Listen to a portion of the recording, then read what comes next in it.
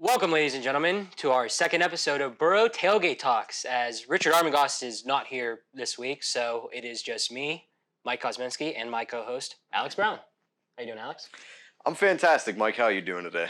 Not too bad. We'll get to the Steelers later. And we will. Last week I did talk about and rant about the Pirates, but This is true. I figured because when we were talking about going over the show for this week, you were pretty angry about the Thursday night game. I was pretty livid. So this week, we're going to kick the show off by giving you the floor to talk about the Thursday night game. So take it away. Oh boy, I am prepared. Let's get started, ladies and gentlemen. So for those of you that may not be aware, the Thursday night football game this past week was the Indianapolis Colts at the Denver Broncos, led by newest acquisition Russell Wilson at quarterback. I'm just going to start off with the stats for the two quarterbacks for this game because this is an atrocity, to say the least. Matt Ryan for the Indianapolis Colts, 26 for 41, which is 63% pass completion. Not horrible. Not that bad. It's not bad. 251 yards. It's pretty average. 0 touchdowns and 2 interceptions. So I'll give it to him. The Denver Broncos defense is very good. They're very talented. Pat Surtain was absolutely locked down on Matt Ryan's number one target, Michael Pittman. So from that combined stat line, Matt Ryan finished the game with a 60.1 QBR on a scale of 1 to 100. That's not terrible. It's above average. Let's get to Russell Wilson. 21 for 39, 53.8% completion percentage. That alone is unacceptable. 274 yards isn't bad. 0 touchdowns and 2 interceptions as well for a 54.9 quarterback rating. That is unacceptable. This is the man that the Broncos just traded multiple high-round draft picks for and gave $245 million to. $165 million guaranteed. $17 million cap hit this year. You pay a quarterback that much money, you expect much better results against a floundering football team. Let's see, what else? Colts, 4 for 16 on third down conversions, 25%, 8 penalties for 64 yards. And the Broncos, 2 for 15 on third down. Mike, do you know what 2 for 15 on third down equals? Oh boy, what does it equal? That is 13% third down conversion percentage. They also had 7 penalties for 49 yards. That is bad. So the two teams combined for 15 penalties for 113 yards. Is this JV?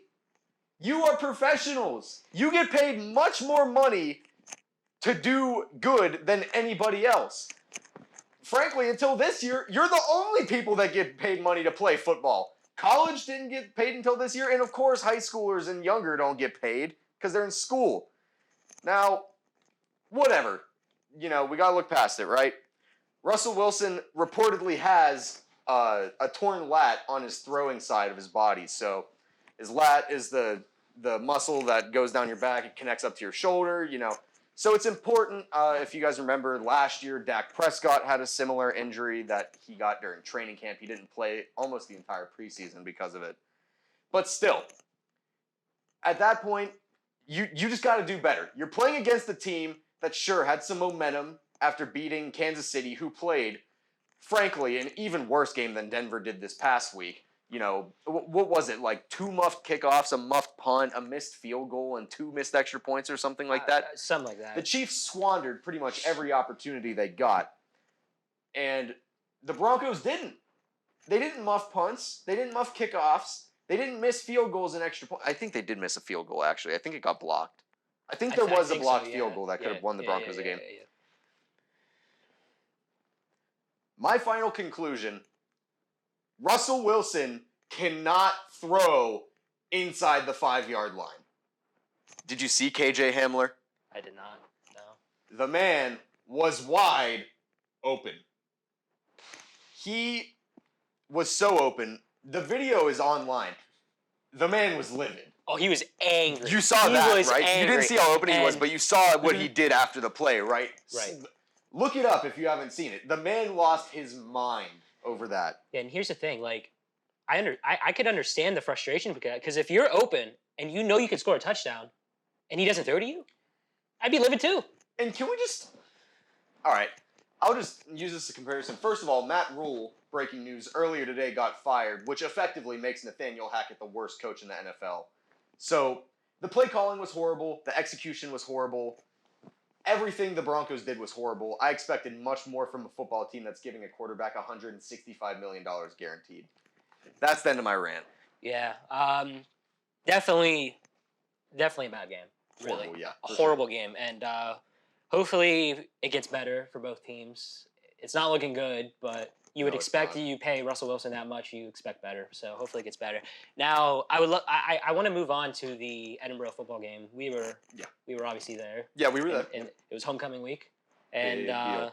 the final score was, I believe, 35-17. Yes, yes. I mean, that was what I it don't was. think I don't think Gannon scored again when we left. No, We it was left- 35-17. Okay. Yeah, we were. We actually have a funny story in the student section too. Oh man, you want to tell that? So essentially, 4 separate times, it was third down during the game when we were on defense. 4 times the same person tried to get us to stand up to get hyped on third down. Mhm. And on those 4 plays, there was a 3rd and 12 conversion and 3 touchdowns. Literally, like the 4th time this person, like, told us to stand up. The 4th time he stood up, we were like, "No, sit down, sit down." We were like, "Sit down, no!" And then next thing you know, Gannon scores. Literally look to the side. There goes a dude down the sideline for a touchdown. I'm Yeah. not typically superstitious, but I cannot Yeah, explain and, how funny that was. It was real. It was honestly like it made my day. Like it made my day too. I had a rough morning, but yeah, it made my day. But I mean, what else do you want to add to the game? I mean, to me, Reed was probably the player of the game, if we're being honest. Actually, my personal pick for player of the game, Reed's a very good punter. He's very good at, I mean, we have a good defense, and playing the field position game is very important. He's very good at downing the ball inside the 20. He's done it many times this year. But to me, Burrow's game player of the week was actually a guy that I talked about in the preview for this game, and that's Clay Cunningham. He's just a force on defense. He's everywhere. He finished with 11 tackles total. 4 of them were solos. He had 3 tackles for loss, and he had a sack. Oh wow! So he played a really good game. He's all around the field. He makes plays. You said it whenever we previewed. They just got to clean up the turnovers. It's not good. The Gannon defense played really well, especially in the pass game. I mean, they held Isaac Bernard to a 50% completion percentage for 99 yards, a touchdown, and 4 interceptions.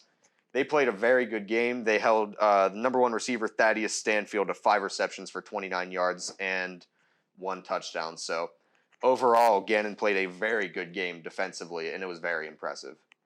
Yeah, I really like the running back, the guy you were talking about for the for Gannon. Melvin Blanks, also quite a shocker actually. Melvin Blanks only carried the ball 9 times for 30 yards against Edinburgh on Saturday. I didn't see anything when I was researching for this game, but I would think with the stat line he had coming into this game that he had to have been banged up or something like that, and they were preserving him and trying not to make him, trying to avoid injury risk again. So in place of him, RB2 Antonio Wright had a monster game for Gannon, 21 carries for 215 yards and 3 touchdowns. He went crazy. 10.1 yards per carry. He had a very impressive game, and I certainly was not expecting it. Honestly, from our perspective, I don't know about you, but like obviously they didn't change the quarterback, but like number 11, I don't know his name, but like it looked like he was warming up.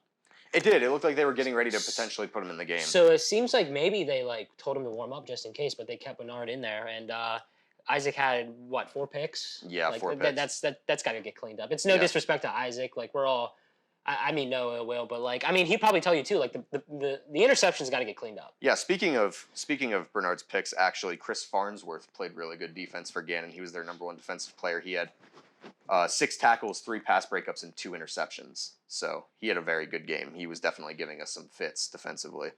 Yeah, and next game is against IUP. So hopefully Another big one. Yeah, another big one. So hopefully the turnovers get cleaned up, and hopefully we see a better game at Edinburgh. That was a big upset for us last year, towards the end of the year. Yep. It was a big upset. Yep. And hopefully things get better. And Agreed. I mean, I have seen stuff that I liked, but also there's been a lot of stuff that needs to get cleaned up. And Absolutely. I'm sure the coaches know and the players know too. So yeah, for sure. Hopefully it gets cleaned up and hopefully Boro gets better. Now it's time. It's time. Steelers Bills. All right. Good Lord. First of all, I think we need to get the positives out of the way. Okay. Kenny Pickett. I thought he played well, all things considered. Now here's the thing. Matt Canada has got to go. He does. He's got to go. Way too conservative, and the play calling was horrible. It was. It was not good. And I think that was honestly one of the number one problems. And then Chase Claypool and Deontay Johnson, man. Drops. And horrible. And I'm going to make this take. If they didn't drop those balls, Kenny Pickett would have had like 2 touchdowns. Yeah, Because they were moving the ball well. Yeah. Granted, Najee did not have a good game. No, he did not. But throwing wise, obviously, you like we have the stats for Kenny Pickett. We do, yeah. I think they would have scored 2 touchdowns if they didn't drop those balls. You're probably right. I honestly think that. And we talked about this before. Before this, we talked about this after the game. There was at least one play that the Steelers absolutely should have challenged that they didn't. Oh my, George Pickens. Yeah, the George Pickens catch on the sideline. Before we get to the catch, George Pickens, let's be real. He's literally the only receiver doing stuff right now. He was the bright spot on the team for sure in receiving. He had 6 catches for 83 yards. The dude's a monster. I want to say Claypool and Johnson both finished around 50 or 60 receiving yards for the game. So they didn't necessarily have invisible games, but they weren't good.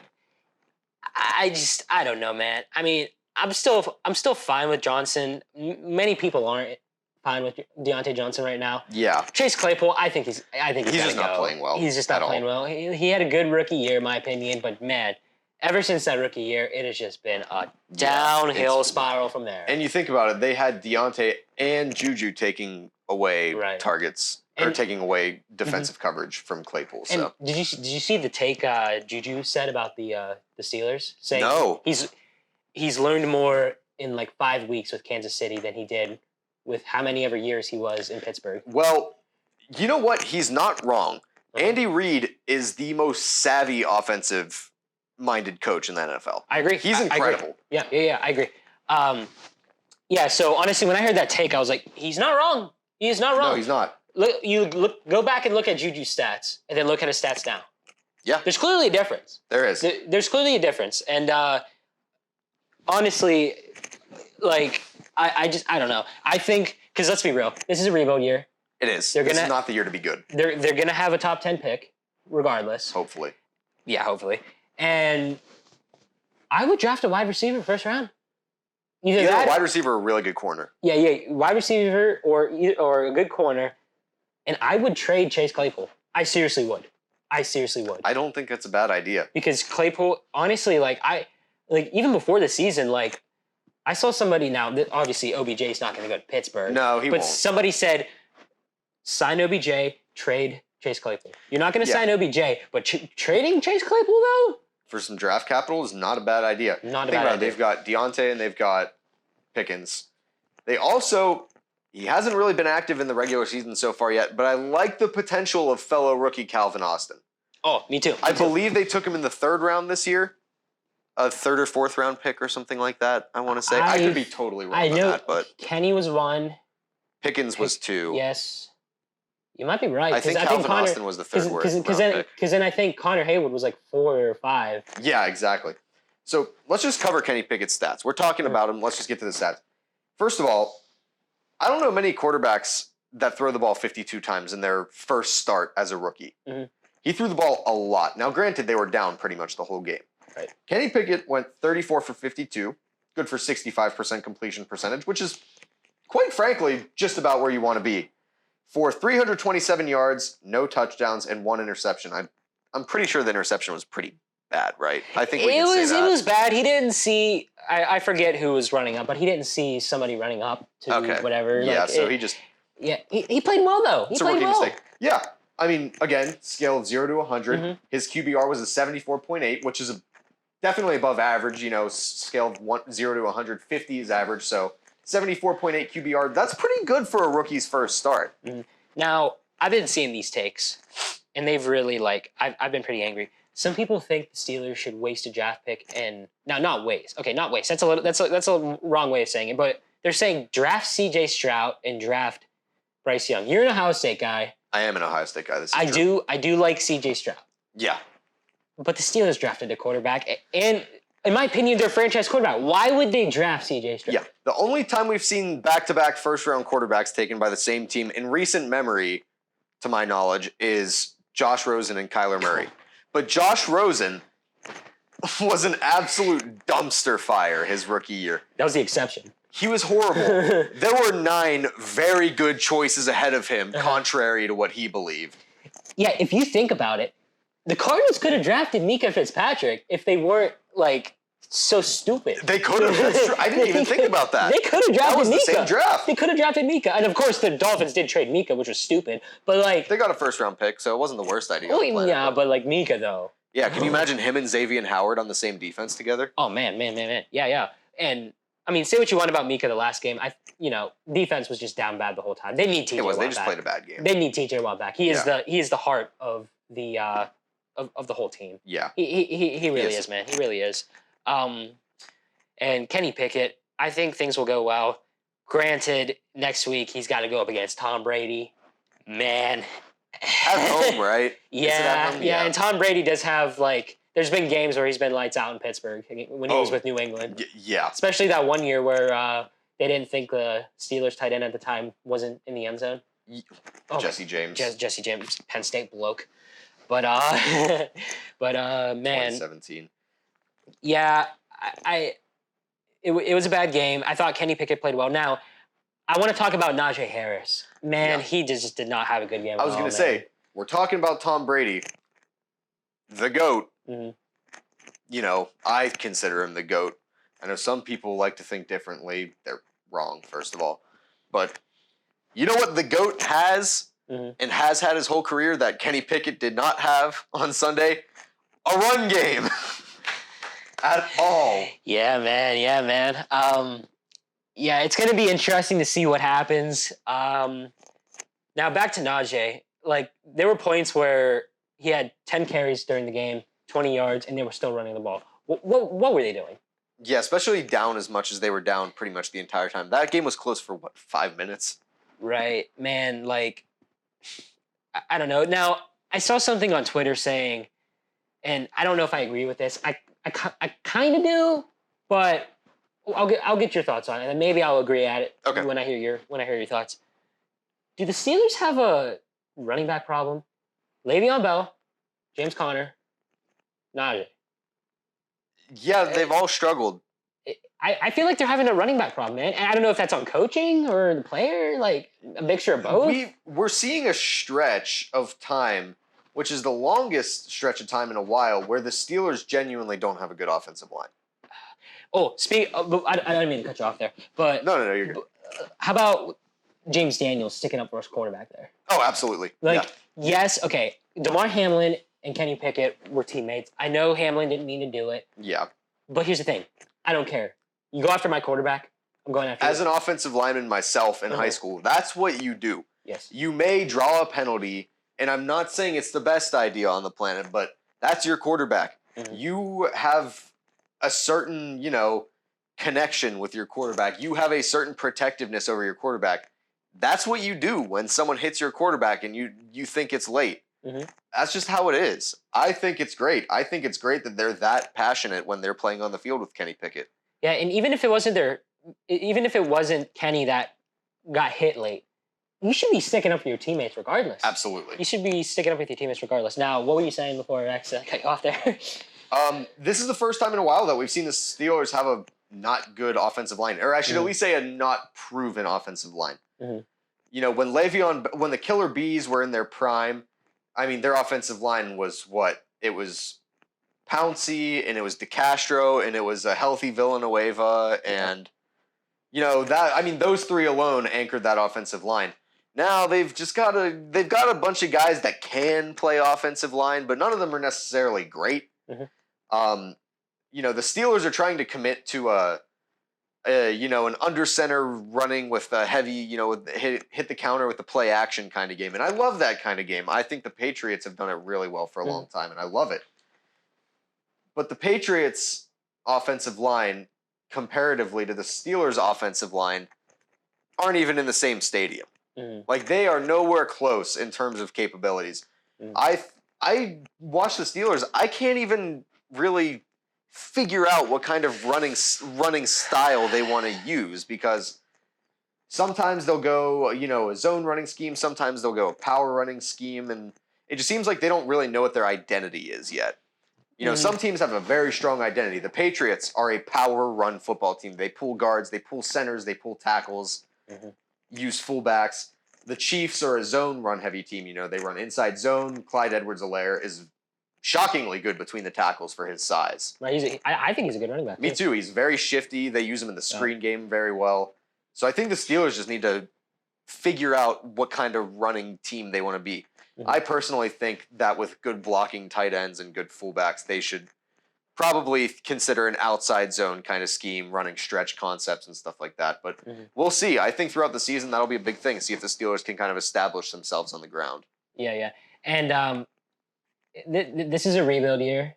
It is. The first one in a very, very long time, the first one in the Mike Tomlin era. Yeah. And all teams do it. It's frustrating. I'm currently dealing it with the Pirates right now. Whatever you want to call it, whatever, rebuild, whatever. I'm sure when Crosby is gone, the Penguins are going to have to do it too. Yeah. It is what it is. It's frustrating. But as fans, you really just got to... You just got to bunker down. You just got to bunker down, man. You really do. And you got a quarterback. Now, there's other problems too that need fixed. And I'm sure they're looking at the tape right now as we speak, and they're going, this can't happen. This can't happen. Yep. And to me, Mike Tomlin's going to have a conversation with Matt Canada. Absolutely. I would honestly, people are saying fire Matt Canada, which yes, absolutely. I'm on that train. I am on that train doing it right now. I have a feeling they're not going to do it, but if I'm being real here, in my opinion, I think if I'm Tomlin, I'm sitting down with Canada, I'm going, listen, this last game was coached horribly. I made mistakes too. I should have challenged the play with George Pickens. Yeah. Because it was a catch. He should have challenged it. It was. He should have challenged it. And Kenny might have scored there. He might have scored his first. A big play. Yeah, he might have scored his first passing touchdown. But I'm telling Canada, either you clean this up, you change the scheme, because being too conservative is clearly not working, and it's absolutely not going to work against the Bucs. No. Because if you give the ball, the Bucs up, are a violent defensive team. Yeah. If you give the ball up, if you give the ball to Tom Brady, you're going to regret it. So I'm giving Canada one more chance, and if he doesn't clean it up, get out of here. You're out. But so hopefully the Steelers can get a win against the Bucs there, and so we'll see. Now, I would like to talk about, in my opinion, the game of the week this coming week. Kansas City and Buffalo. Patrick Mahomes versus Josh Allen.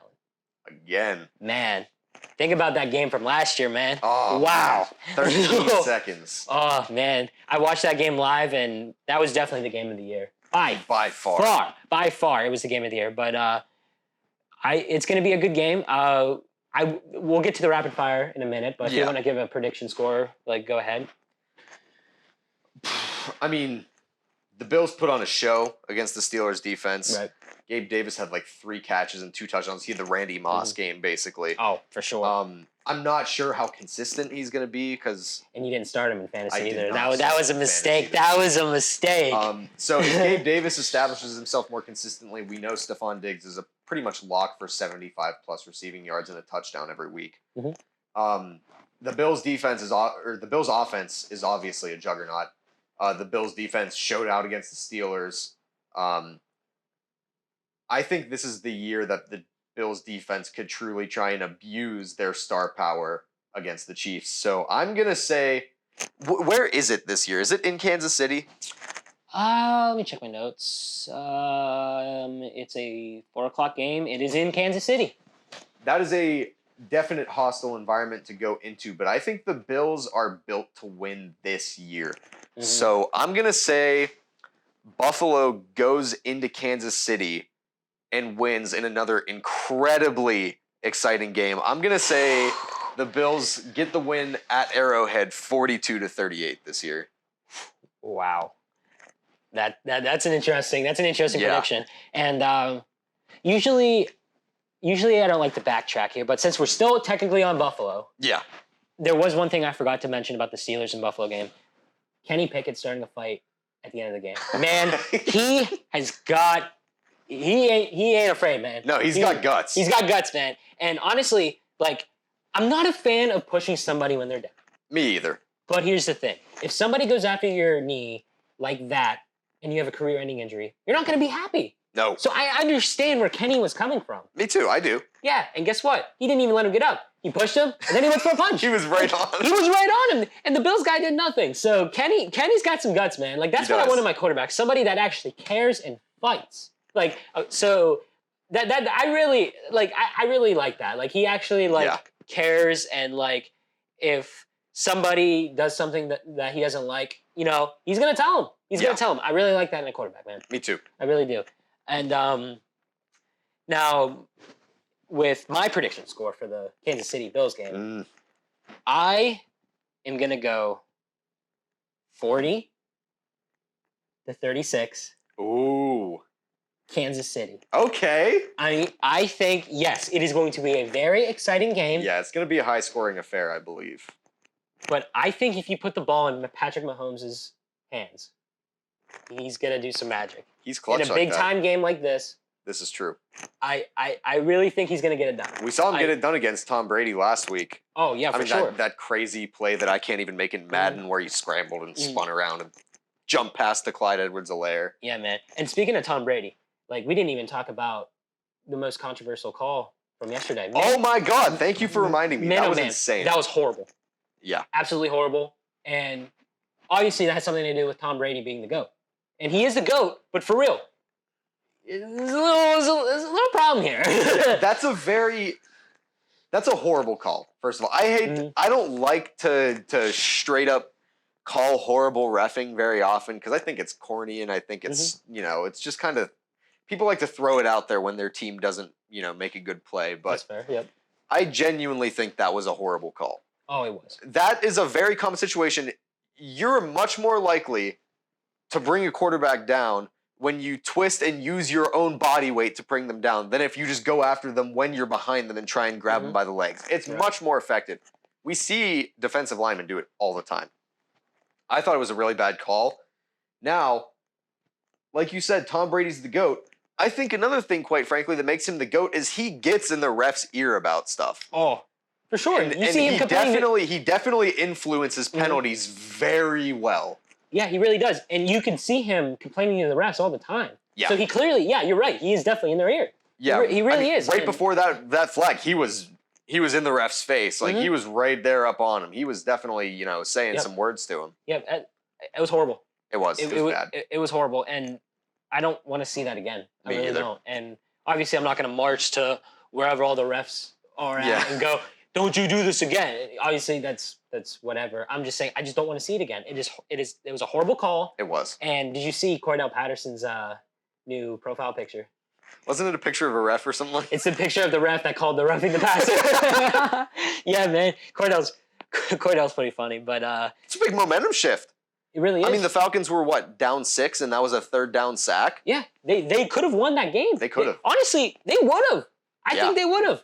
They would have. But once that call was made, man, like, it went from, like, being, like their confidence probably was like, oh, yeah, we can win. It probably went from here to down here. Yeah. And it's all, to me, thanks to the refs and Tom Brady. Yeah, that's... Because Tom Brady had influence in that. Yeah. Like, you can't deny that. He definitely did. No. But, so... hopefully it cleans up, and hopefully the reffing in all these games get better. Obviously we've seen games where reffing is decent. Yeah. I don't really think there's been a perfect game, really. I mean, there's refs that make mistakes, but there's definitely been good games, really. Yeah, I think it's really hard to call a perfect game when it comes to being a ref. Yeah, and hopefully it gets cleaned up, and hopefully things get better. But yeah, I agree. Now we're going to move on to the thing that I personally had fun with last week, and that's the rapid fire predictions. I have fun with these too. And as a reminder, we're not going to say, like, who's going to play where, who's gonna do what, who's like if like Tom Brady, we're gonna like, oh, Tom Brady's gonna do this, Tom Brady, but no, it is pick the team you think is gonna win and move on. Yeah, it's That's fast. all it is. That's all it is. So, all right, Thursday night game. Are you ready? Yes, I'm ready. All right, Washington Commanders versus the Chicago Bears. I'm gonna take the Commanders on that one. I think I'm gonna go with the Bears. Bears are home team. It's Yeah, fair. I'm gonna go with the Bears. All right, now the Sunday 1:00 games. San Francisco 49ers versus the Atlanta Falcons. I think the Falcons are coming out for blood after last week, so I'm going with the Falcons, man. That's fair. And you know what? I'm gonna agree with you. I'm gonna agree with you on that. I think the Falcons definitely smell some blood in the water after that performance. Oh, absolutely. The Patriots versus the Browns. Patriots, man. Yeah, Patriots. I agree. Honestly, I know I'm going against the rules here, but Zappy, I thought he played well. Yeah, they routed the Lions too. Yeah. So New York Jets versus the Green Bay Packers. I'm going to Packers, man. I don't know what to think after they just lost to the Giants in London, but I'm gonna go with the Packers too. The Jacksonville Jaguars versus the Indianapolis Colts. I'm going with the Jaguars, man. Me After too. the Colts. Road Warriors, baby. Road Warriors. After the Broncos and Colts, man, I'm sorry. I'm going against both of those teams after that game. The entire season, absolutely. Absolutely. The Minnesota Vikings versus the Miami Dolphins. Ooh, that's a good game. Is it though? Tua's After the gonna be Jets? back, Oh, I didn't know that. right? Is he? I don't know that. If After the Tua's back, I'm concussion. going with the Dolphins. I'm gonna go with the Vikings, man. All right, Kirk yeah. Cousins with the chain and everything. Yeah, you're not wrong.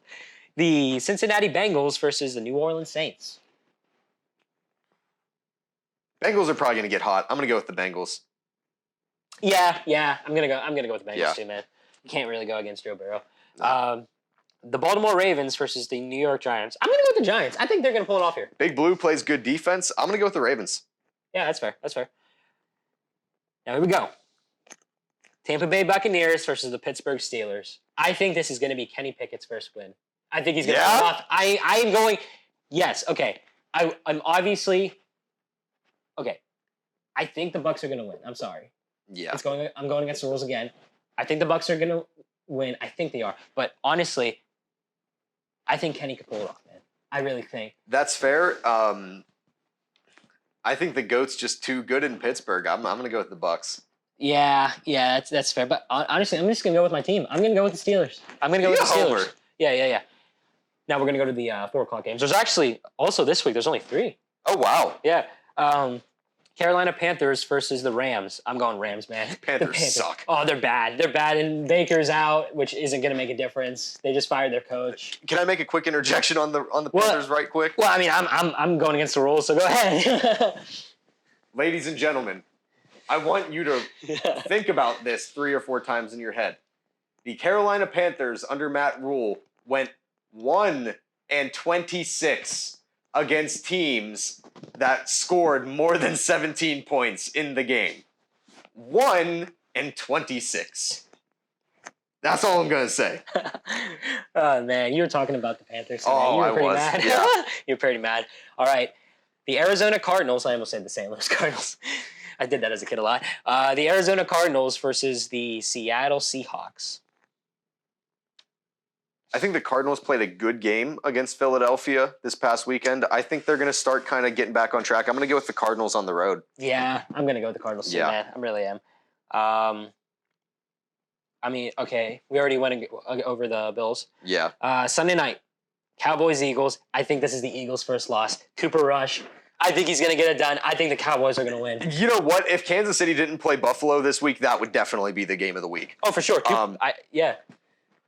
This is a coin flip. I almost always go with the home team at the coin flip. So I'm going to go with the Eagles. I think Jalen Hurts and the Eagles stay hot. Mm-hmm. Monday night, Broncos and Chargers. Absolutely. The Chargers. I'm sorry, man. I can't go with the Broncos and Colts after that game. No, absolutely not. I can't, man. I can't. All right. Now we're gonna go over Pitt. Yep. Izzy Abanikanda went off. Okay, he went off. He I'm did. talking about Pat McAfee here. Okay, he went off. 36 carries, 320 yards, 6 touchdowns. Is he? Could you make an argument for him to be a Heisman finalist?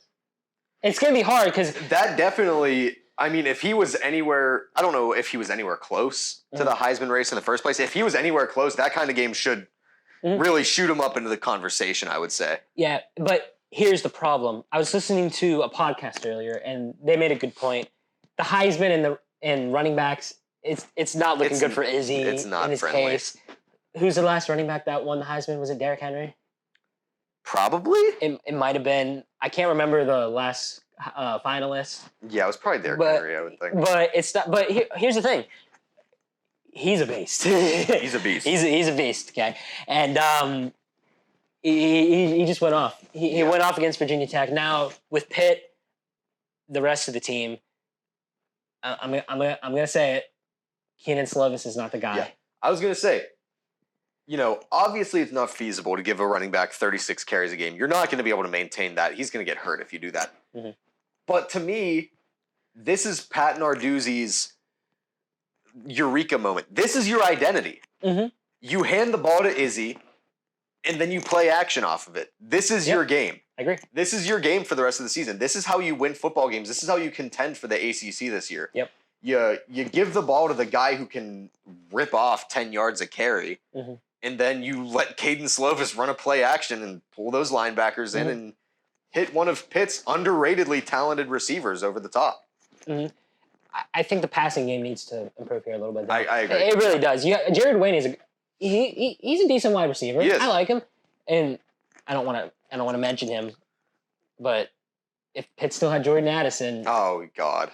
By the way he did that was just, I hated it. Me too. I hated it, man. And he's not even doing that well at USC either, I heard. No, he's not doing great. Yeah. So, and I mean, to be fair, he had Kenny Pickett thrown to him he did. last year. So, Keenan Slovis, man. I mean, I think Pitt did recruit a quarterback that'll be coming in next year. I believe so. I think Slovis is a senior. He might be. This is his redshirt senior year. Oh, this is redshirt senior year. I'm pretty sure, yeah. So this is his final shot. I think it is. Yeah, it might be. It might be. I'm pretty sure it is. Yeah. He'll go 7th round, man. Yeah, I think that's best case scenario for him. Yeah, and hey, listen, Tom Brady wasn't a first rounder. Making it to the NFL in itself is a great achievement. Yeah. So even if you're first round or not, you should just be proud you got drafted by a team and you're wanted by a team. Yeah. If I'm Caden Slovis, the one box I'm trying to check by the end of the season is improve your pocket presence. Yes, he holds on to the ball. He is not aware in the pocket. He's totally oblivious to pressure. He holds on to the ball way too long. Way too long. And granted, the receivers can do a little bit better trying to get open. But like here's the thing. I was at the horrible Georgia Tech game that they lost. That's right. You were there. And I noticed there's a few points where Gavin Bartholomew, their tight end, who's a beast by the way. Did you see the play where he hurdled a Tennessee player? Yeah. Awesome. And the receivers need to get better, and Slovis just needs to become. Yeah, you're right. He needs to get better at that. And I think Pitt is. I think they're okay. They're an okay football team, but they're not a good football team. And granted, Slovis is trying to fill the shoes of Kenny Pickett. It's true. But yeah, man, Izzy though, man, he just went off. Now I understand you want to go over some stuff with Ohio State. Yes, I do. Okay. I want to give some love to my Buckeyes. I don't know if you saw, Ohio State actually jumped in the rankings after this week. So the current top 5 is now Georgia at number 1, Ohio State at number 2, Bama dropped down to number 3 after a close game against A&M, and then Clemson, and then Michigan at 5. Ohio State's just playing on a different level right now. CJ Stroud is stellar. Completed 70 points. This is season stats, no single game stats. This is CJ Stroud's season stats through 6 games. He has completed 70.6% of his passes, which is good for first or second in the entire country in completion percentage. He's thrown for 1,737 yards, 24 touchdowns, and 3 interceptions. Ohio State, granted, has not played any elite competition yet. They've played some tough defenses. Rutgers is a relatively tough defense. But he's playing an incredible game. His quarterback rating is 207.6 right now. He's out of this world. Ohio State has an elite 2-back system. Both have missed 1 game between the two. Travion Henderson has 69 carries for 436 yards and 4 touchdowns. And Mayan Williams has 64 carries for 497 and 8 touchdowns. 5 of those came against Rutgers, by the way. Tied the all-time single-game record for rushing touchdowns at Ohio State. Receiving-wise, son of Hall of Fame wide receiver Marvin Harrison, his son Marvin Harrison Jr. has 31 catches for 536 yards and 9 touchdowns. And then Emeka Ibuka has, well, both of these guys really have emerged as very good receivers. Ibuka has 35 catches for 655 and 6 touchdowns. Like I said, they've broken out this year in light of Jackson Smith and Jigba having quite a disappointing season. Most people were considering him the best receiver in the country this year, and he has missed 4 of their 6 games so far, and he has a total of 4 catches for 36 yards. Wow. So he has not done a lot yet so far. In the defense, with Jim Knowles, first-year defensive coordinator, they are absolutely insane. They fly to the football. Michael Hall Jr., the defensive lineman, has 13 tackles, 7.5 TFLs, and 4.5 sacks. And then linebacker Tommy Eichenberg, you're going to talk about guys that are all over the football field. 50 tackles in 6 games, 6 TFLs, 2.5 sacks, and a pass breakup. He's incredible. Ohio State's playing at a really high level right now, and quite frankly, you look at the competition, I think they might be the best team in the country. Maybe a little biased as an Ohio State fan, but well, when you have a pretty good team, I mean that's fair. They're playing at a high level. I think the top 5 could get very interesting as Alabama goes to number 8 Tennessee next week. That should be a good game. And they also play on the road at number 9 Ole Miss in a couple weeks. And Georgia plays some top 10 competition too. So right now, before we end the show, we both wanted to do this. We did. This is true. Penn State, man, every year, they win their first 5 to 6 games. Yep. Against nobodies. And okay, I'm gonna hear it from my Penn State friends. They're gonna go, "We beat Auburn, an SEC team." Yeah, probably. Like Auburn's like not as good as they used to be. They might arguably be the worst team in the SEC. Honestly, but no, top 10 every year. They get ranked, and then what happens? What happens? They lose to a good opponent, usually Michigan. Ohio State or Michigan. Ohio State, and then they'll lose to, I don't know, Iowa? Rutgers? Yeah, Iowa last year, yeah. Like, every year, they are overrated. Every time. And it's true. Here's the thing. I got a question for you. If this happens every year, and then they get to Michigan and Ohio State, how is James Franklin still in charge? How is he still here? Seriously. I don't know, man. It's a good question. I just don't get it, but I don't know. Is there anything else before we sign off here that you want to add on to Penn State, man? I don't think so. Like you said, I think they're just overrated, and they're going to meet some real competition, and I think they're just going to fall off a cliff again like they normally do. And Sean Clifford is the most overrated quarterback. Yeah, he's in like his 7th year in college, too. Dude, he's bad, man. He's bad, but yeah, I think they'll lose to Michigan. I think they have a chance against Michigan. They're definitely going to lose to Ohio State, man. They definitely are. They're just not a good football team, in my opinion. No, I agree. They're fine, but they're not good. But all right, so that's actually all the time we have for this week. Next week, hopefully we have Richie back here. And so we'll see you next week.